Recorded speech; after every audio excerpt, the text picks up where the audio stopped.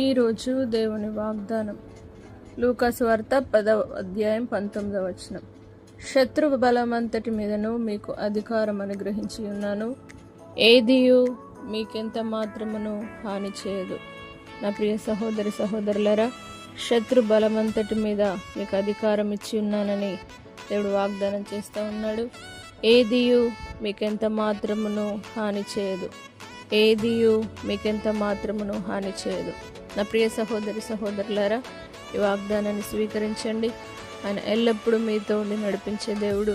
ఏది మీకు ఎంత మాత్రం హాని చేయకుండా ప్రతి శత్రు బలం అంతటి నుండి మిమ్మల్ని విడిపించి మిమ్మల్ని కాపాడునుగాక.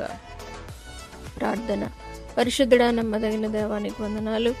ఏదియు మీకు ఎంత మాత్రం హాని చేయదని వాగ్దానం చేసిన దేవా, మీ శత్రు బలమంతటి మీద అధికారం ఇచ్చినానని సెలవిచ్చిన మా సర్వశక్తి గల దేవా, ఇప్పుడే ప్రతి బిడ్డలు మీరు దర్శించి ఏది ఎంత మాత్రమును వారికి హాని చేయకుండా మీరు కాపాడమని యేసు నామమును బట్టి అడిగి వేడుకుంటున్నాము తండ్రి. ఆమేన్. దేవుడు మిమ్మల్ని దీవించునుగాక.